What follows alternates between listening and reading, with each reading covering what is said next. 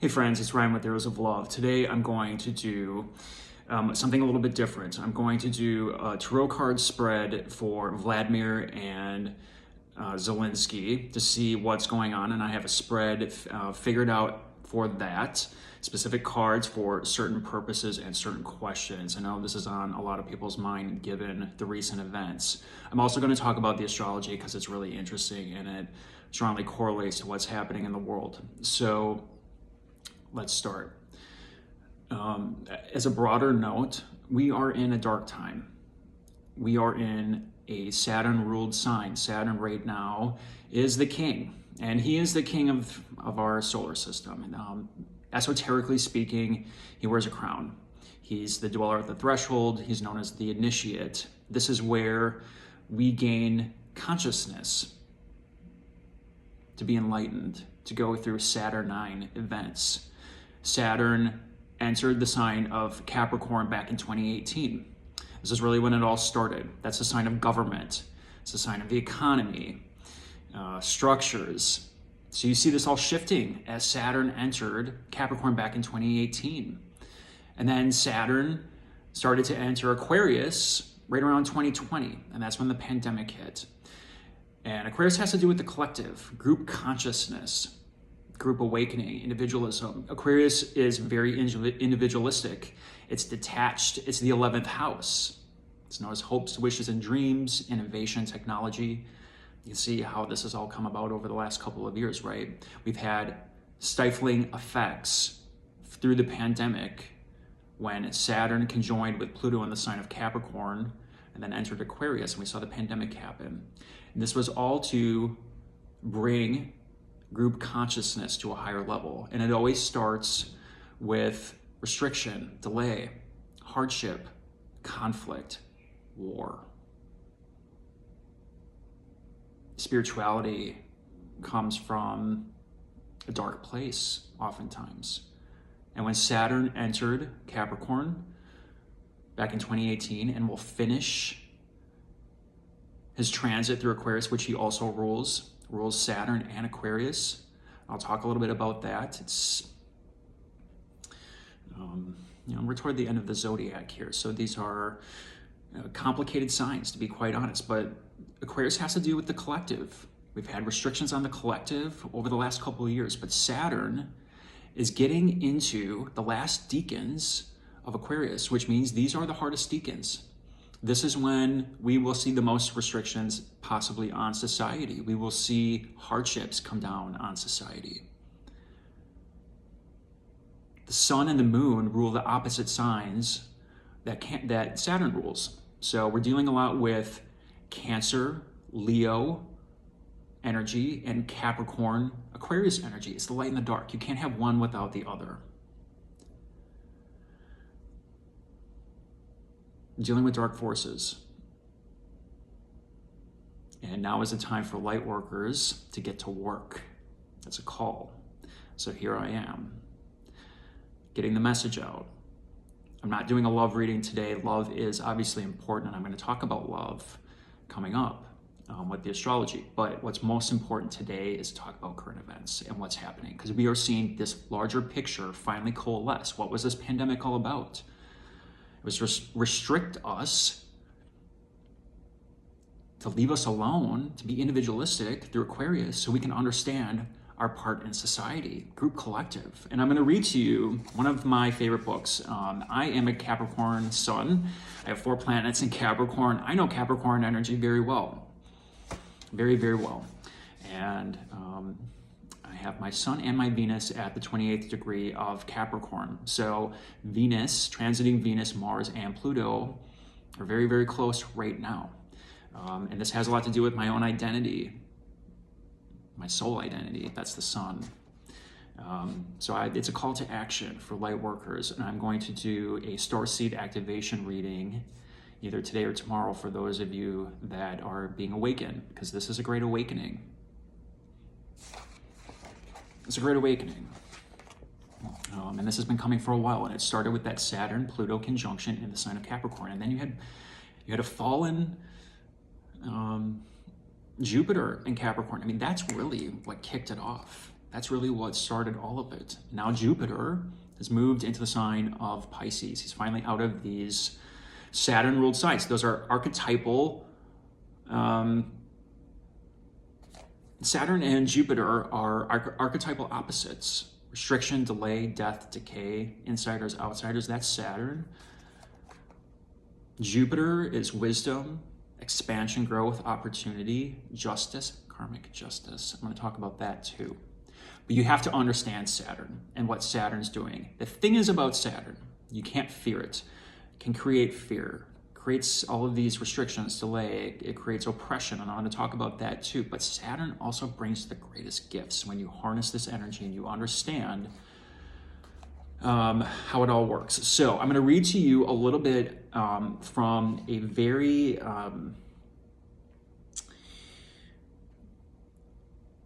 what's the right word here?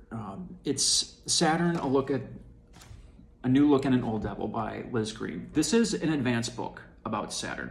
Liz does a really great job at explaining Saturn in the different houses and in the different signs. So for the collective, for the world, Saturn is in Aquarius. That's the 11th house. He's coming up to the very end of his cycle. Saturn takes 27 and a half years to 30 years to travel around the entire zodiac. So he stays in one sign for about 2.5 years.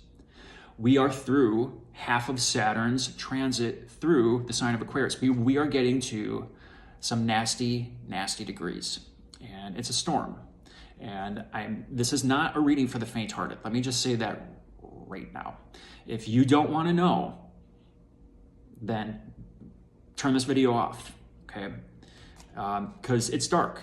We're in dark times. But the thing is, the light's coming.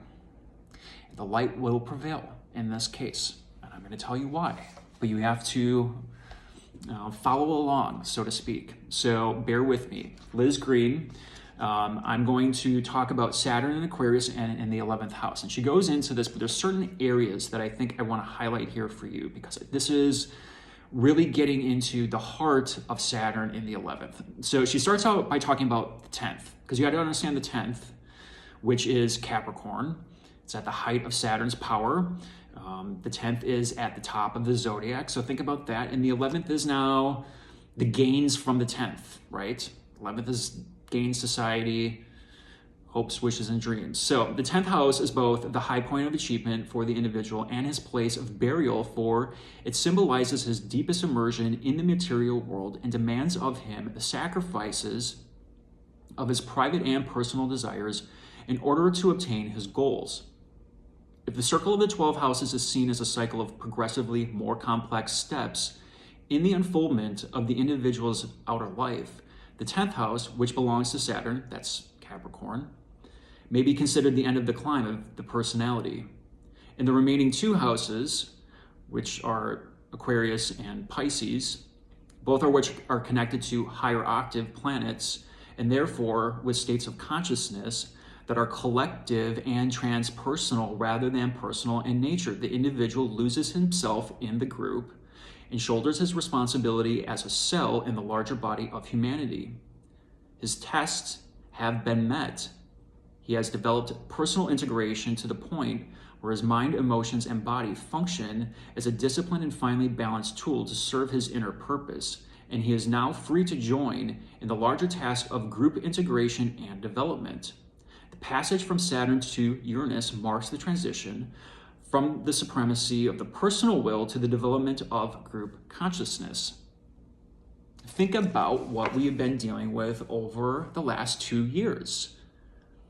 Individual will versus group consciousness. We've had a lot of talk about the vaccine. And you can have opinions about that. I'm not going to get into it. Individual will versus group consciousness. We now have Vladimir attacking the Ukraine, what, in my opinion, is likely based on personal will. I don't think he's got the support of the people. You see it cracking. I just did a natal chart interpretation for Vladimir. I posted that a few days ago. And right now, Saturn is activating his 12th house natal Saturn. Saturn in the 12th is known as joy. The 12th house is known as self-sabotage, self-undoing. And transiting Saturn is activating his 12th house Saturn right now, and it's in Aquarius, in the collective. And you can see his support slowly dwindling. Group consciousness versus individual will. That's just what the last 2 years have been all about. Have we learned our lessons? And you see all of Western Europe, United States, band together. I think most people got it. It's time for people to wake up. And I know that sounds like I'm being patronizing, but it's time. And that's just part of my own mission, is to get this word out. It's time to wake up, and this is a part of it. Individual will or group consciousness. It's one or the other, and you're going to see this play out through the next couple of months. One other thing I want to point out here.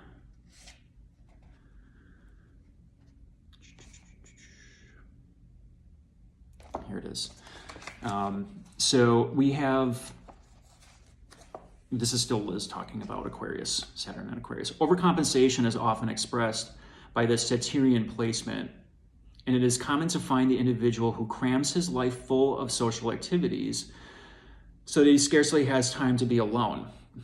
You know, pandemic, think about that. A lot of people did that. He will often fill his time so that he really needs to have personal confrontations. And it is often so important to him that he demonstrate his belonging, that he will subdue his own individuality in order to cater to the standards and ideas of the group. So Saturn in the 11th may become a follower rather than a leader, which he essentially needs to be. His own ideals, his wishes, and his dreams are worthless when compared to the final and inexorable word of the great they. Saturn in the 11th house may sometimes symbolize this kind of social butterfly in the way that Saturn in the 3rd house may suggest a chattier Saturn in the 7th and a perpetual Don Juan. But this butterfly often has wings of lead. He remains as essentially isolated and apart. And if he were alone, because inwardly he seeks a deep and more meaningful sharing, he remains as essentially isolated and apart as if he were alone, because inwardly he seeks a deep and more meaningful sharing. Sorry, I misread that.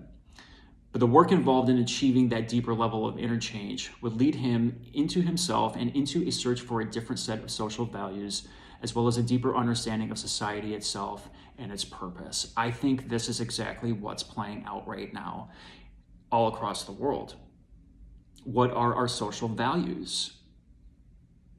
I think we all have a very deeper understanding of society after seeing this devastating virus take out millions of people across the world.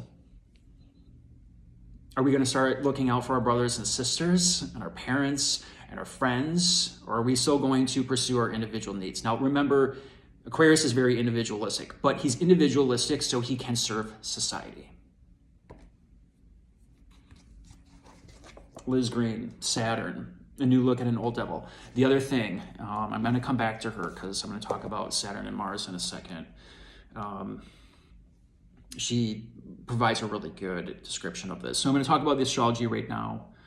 I've been talking about Venus retrograde for months, and Venus retrograde is kind of the final hurrah. It's the closure of all this Capricorn energy, essentially. Pluto will still be in Capricorn for another 2 years, and I'm going to talk about what that means for us overall, but it's going to be a rough one, okay? There's going to be some highs and there's going to be some lows, but we are getting into a point in Capricorn where Venus and Mars and Pluto are sitting. Those last degrees. Right now, Pluto is sitting at 2745. Venus and Mars have been traveling together for the last month in the sign of Capricorn after Venus went retrograde. Mars is at 2547. Venus right now is at 2517. She's just behind. Mars has overtaken Venus temporarily because of this retrograde cycle. Venus usually travels faster than Mars. But Mars has caught up to her and has actually overtaken her. Mars is the warrior. Mars rules Aries. Mars also rules Scorpio. Scorpio is this intense, more feeling sign. It's associated with psychology, spies, the underworld, things not seen. And I'm talking about Mars because this should remind you of someone. The warrior, the spy, now in Capricorn, where Mars is exalted. But Mars is finishing up his transit through Capricorn. He's coming up to his exalted degree of 28 degrees, which is essentially happening now. And we see these talks happening on the border of Belarus, right? He's been traveling with Venus all the way up until this point where he's going to conjoin with Pluto. Basically, I think it's tomorrow. Let me check. No, it's in a few days.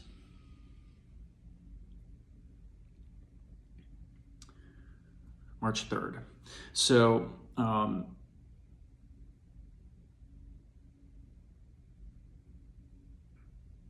that's interesting. Okay. So I'm doing this video on February 28th.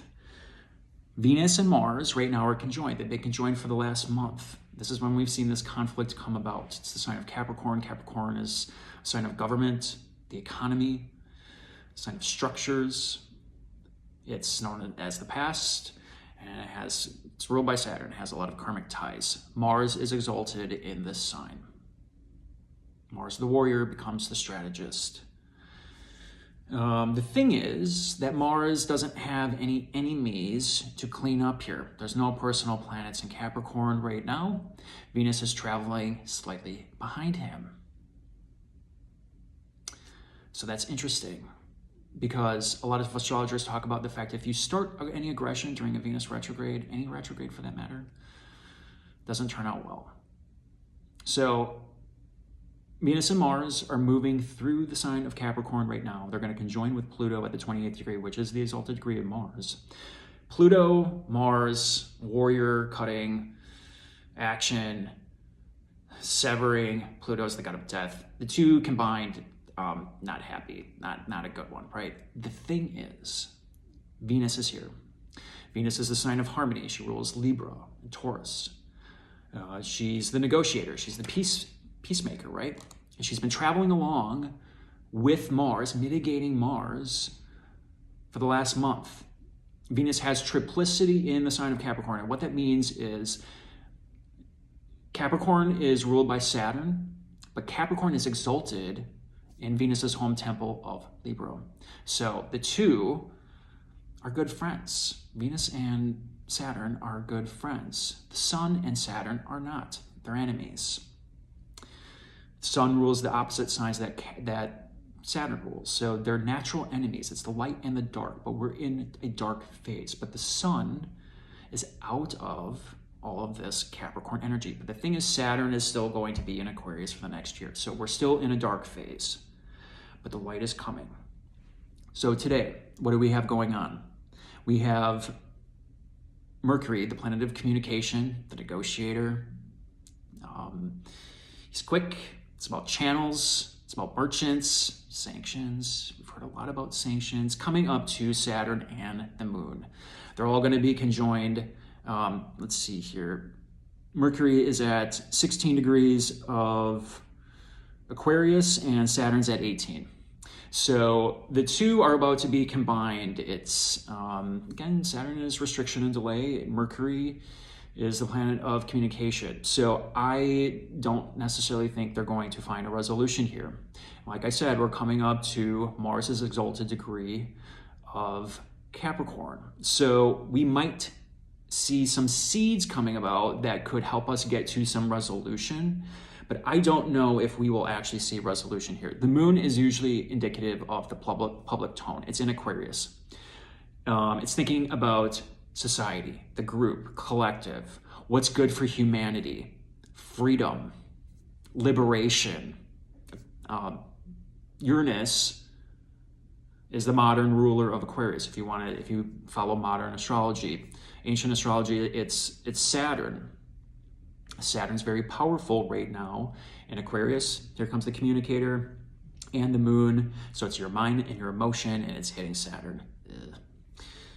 And it's all making a square over to Uranus, sitting in Taurus, which is unstable. So I'm going to say I don't think we'll necessarily find a resolution today.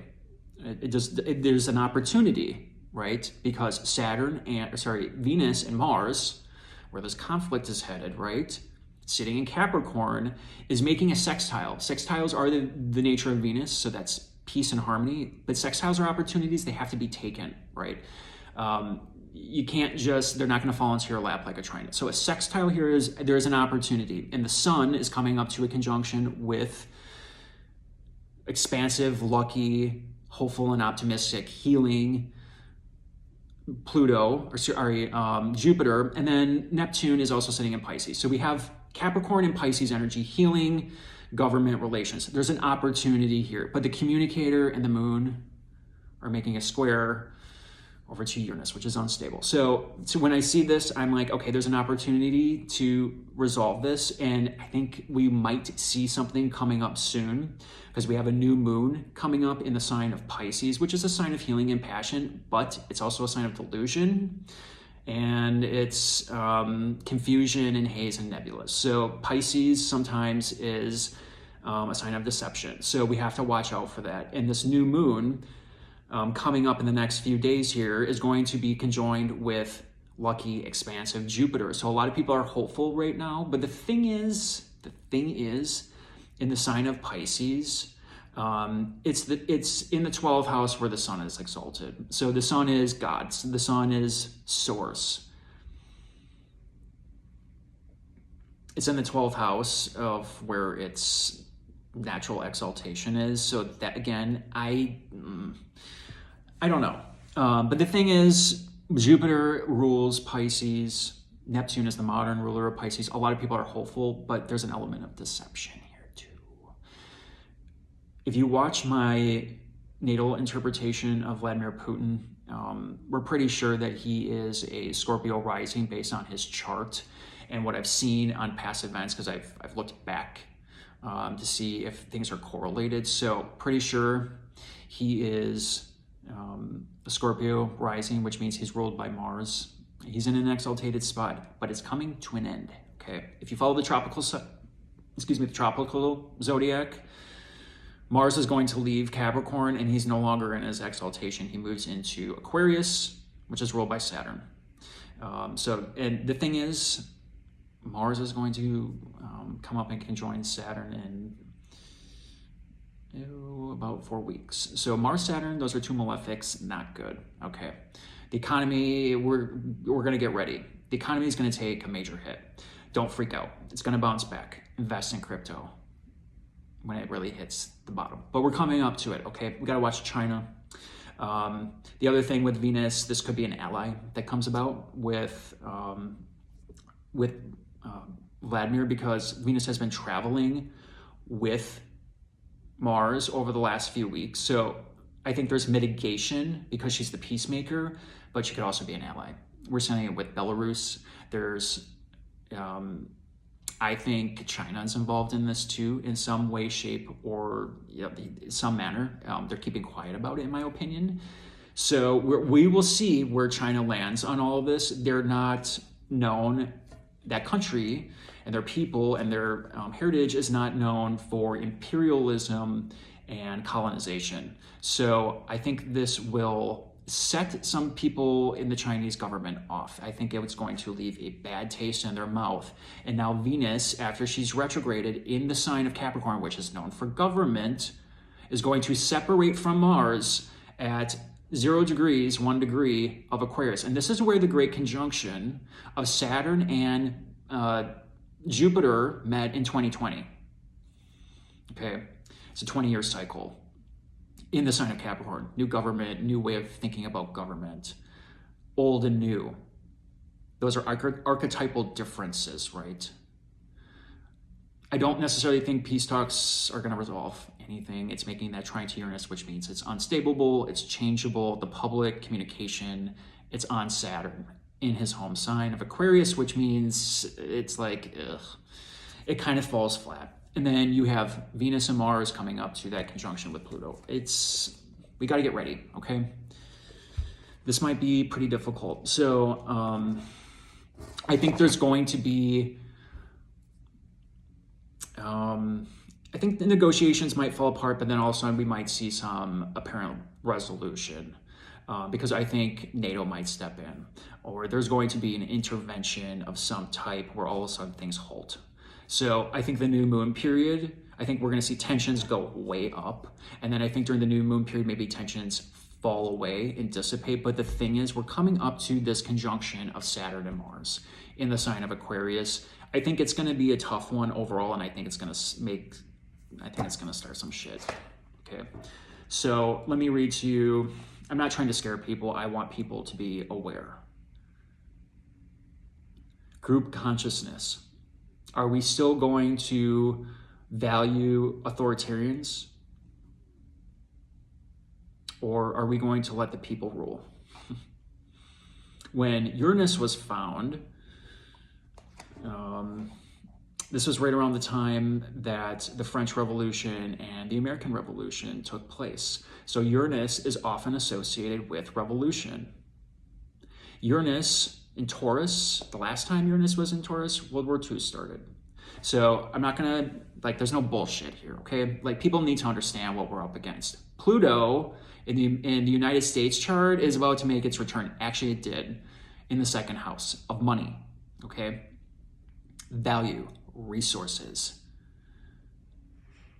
That's why I'm saying invest in Bitcoin. Something's going to hugely change with our economy over the next 2 years. And that's when Pluto leaves Capricorn. When Pluto entered Capricorn in 2008, it was the financial crisis, okay? Invest in Bitcoin when it goes down, or some crypto. It's going to be the new reality. It's just what it is. I wouldn't be investing in the stock market unless you're going into gas and oil. So I'm giving you all of this right now. So just to let you know, this is where this is all coming. I think the Chinese play a huge part in this. They own a lot of the United States debt. You see supply chain issues. They want Taiwan for those semiconductors. This could cause a huge problem. If Russia and China decide to get together, they're trying to reshape the world. Group consciousness. They're trying to control society, people. Come on. We all need to start waking up to these authoritarians and what they're doing. We've already went through this in the past. World War II was not that long ago. It was less than 100 years ago when authoritarians tried to take over. And where did that lead? We had the Holocaust. We had millions of people die in World War II. Millions. My grandfather fought in World War II. He was in the artillery. He survived. Obviously I'm here. But he was a war hero. And he never talked about it. It was impossible for him to talk about it because he said it was that period of his life was too difficult. He doesn't want to relive war. Do we want to go down this route? We're seeing it on TV now. Do we really want to go down another World War II route? Because a lot of the planets, the outer planets and where they're sitting, Neptune sitting over in Pisces, the last time Neptune was in Pisces, we had a civil war. That's when Abraham Lincoln showed up. And I'm going to talk a little bit about Abe in some coming videos, because there's some things that are particularly interesting about what's happening during that time and what's happening now. Neptune in Pisces, last time Neptune was in Pisces 165 years ago, Civil War. Look at what's happening in America. Last time that Uranus was in Taurus, unstable, shaky, Uranus in a very stable sign of Taurus, which is known for farming, land, money, senses. It's the senses, food, art, beauty. These should all be ringing themes of Adolf Hitler, to be quite honest. That's World War II. That's what it was. So do we really want to go down this road again? Or are we going to learn our lessons in history? Now we have Jupiter, the great benefic, in its home sign of Pisces, which is healing and compassion. And we're coming up to a very interesting point in history where we have Neptune, Jupiter, and Pisces almost all conjoined at the exalted degree of Venus, 27 degrees of Venus. That will be very powerful, and there's going to be a solar eclipse in the sign of Taurus that same time. That's incredible Venusian energy of healing, compassion, empathy, realms beyond which we even understand, virtual reality. That's what I think of. That's why I'm saying invest in Bitcoin, people.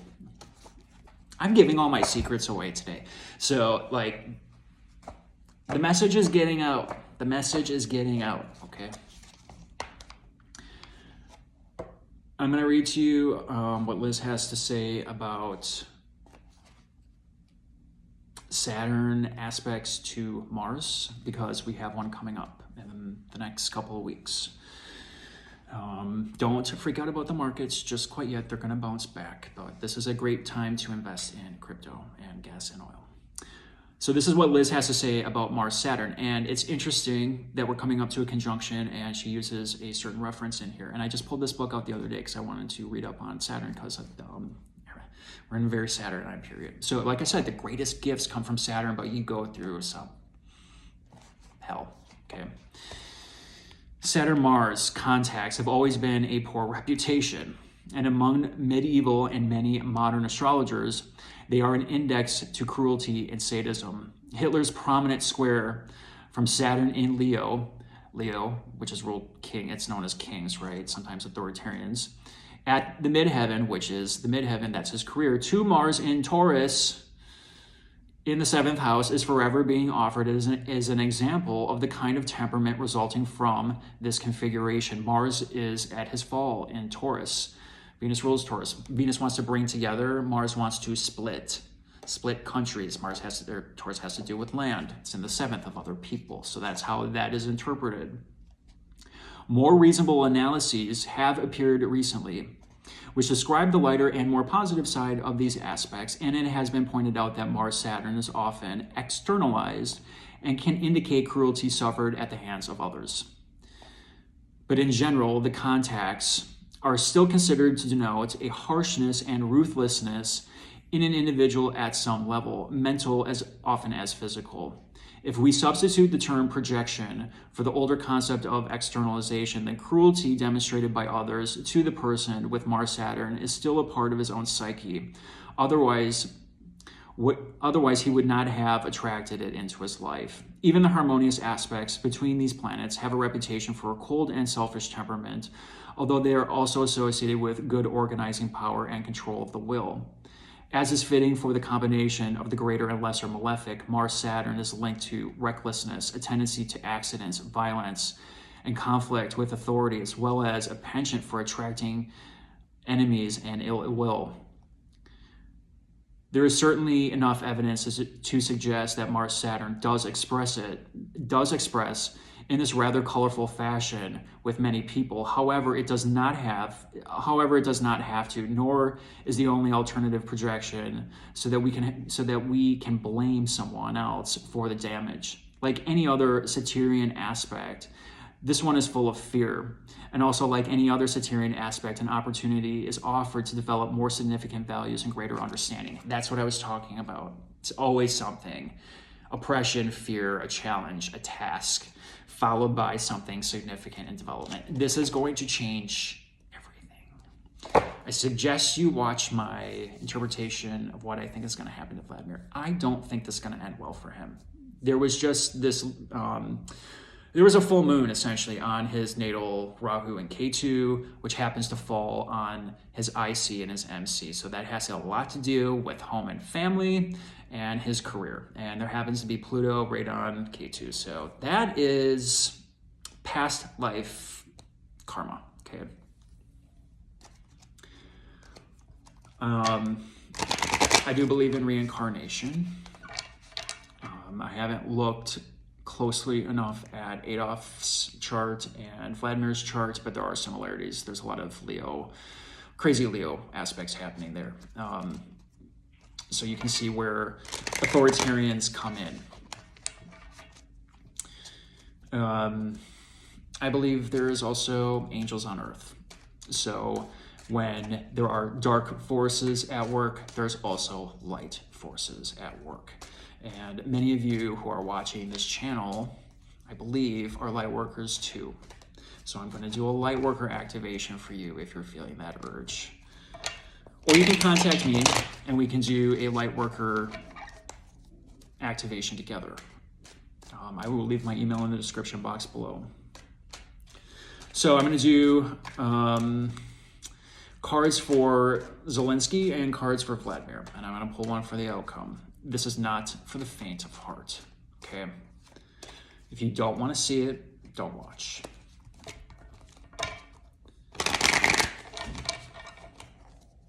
First card out is going to be the general energies for both. So I'm going to lay one card for him, one card for Zelensky, one card for Vladimir. Next card is going to be the challenge. So they each get a challenge card, and then they're each going to get what they don't see, okay? And then I'm going to pull one card for the outcome. So we'll see how this potentially could all end. I'm not trying to scare people. I think we need to know what we're up against. Are we going to stand up to dictators, authoritarians, or are we going to start thinking about social values and what that means? Are we going to give power to the people, or are we going to leave it in the hands of a few?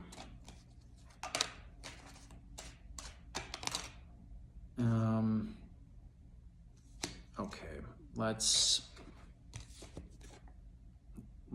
do this. We're gonna put no, I'm gonna keep shuffling. These fell out, but I have a certain way I want to lay these cards out, so we're actually gonna wait.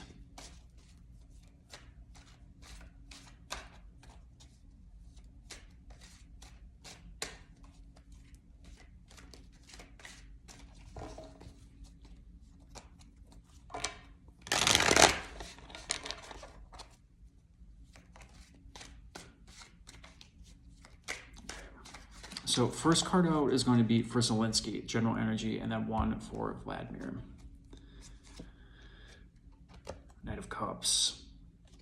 That's the general energy for Zelensky. This is the general energy of Vladimir. Knight of Wands. Wow. Sometimes tarot it's amazing sometimes. This is powerful stuff. This is not to be messed with. Next card out is for Zelensky. This is his challenge. The Knight of Pentacles in reverse. This is the challenge for Vladimir. Ace of Pentacles in reverse. This is what Zelensky doesn't see. Knight of Swords. Lots of knights.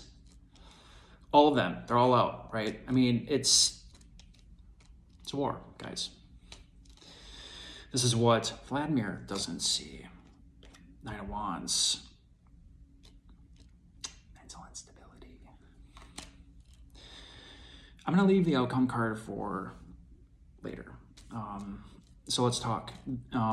General energy for Zelensky. He's coming with a full heart. He wants peace. He wants to find reconciliation. The wings of Mercury, right here. Mercury's coming up to Saturn. It's a no. I don't think we're going to find peace here. So he's coming with a full heart. Here's what he wants. Water energy. More compassionate, more nurturing, taking care of his people, worried about his country, worried about his people, calling upon the world for a response to an unprovoked attack. Vladimir is represented by the Knight of Wands. Fire energy. This is a gregarious, oftentimes magnetic energy, but they're rash. They're going on an adventure, but the thing is they don't always think ahead. And this is fleeting energy, and the knight, unfortunately, is not a king. So he's going for this adventure. He's going for this wild ride, right? Like he's got a lot of fire going right now. He's got a passion for reuniting these Soviet bloc countries, right? I mean, so that's this general energy. Now, the challenge for Zelensky is the Nine of Pentacles in reverse. So this is someone that's unstable, right? In the upright, you're dealing with someone that's stable, rational, thinking through. You have to be rational, you have to be stable. And he's having problems with resources. He's calling for more resources, weapons, other things, right? Pentacles are a sign of resources. He's having a resource problem. That's his challenge. What he doesn't see coming. Uh-oh. You can interpret this however you want. If you follow tarot, you already know. Knight of Swords is rash, impulsive, charging in. Vladimir's challenge, I don't know if you've been watching the news, but wow, his financial system just tanked. Ruble out. Internationally, going to be isolated. It's a loss of cash. It's a huge loss of cash for him. And his natal Mars is in the second house, and he is a Scorpio rising, which means his ascendant lord is, ascendant planet is Mars. So he's going to have some real tough problems with resources and cash and finances. And what he doesn't see coming, the wounded healer. He's mentally unstable. Not seeing it. That 12th house is a house of self-sabotage, and it's being activated for him. 12th house, Saturn, it's the joy of Saturn. He's becoming unhinged. It's just kind of the reality of the situation. This is the outcome. Moving away from a situation. Yeah. So not exactly, it's good in the sense that things are done. Mentally, what's happening is things are done.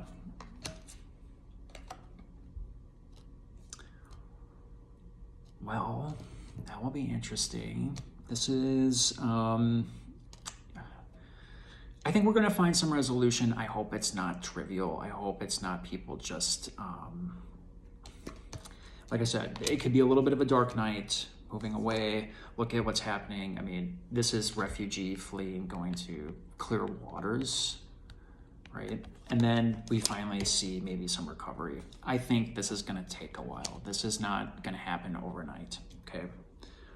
Wow. Powerful, powerful reading. Leave comments. Let me know if you like this. I'm doing something a little bit different today, but the word's got to get out. I hope you enjoyed it. Talk later.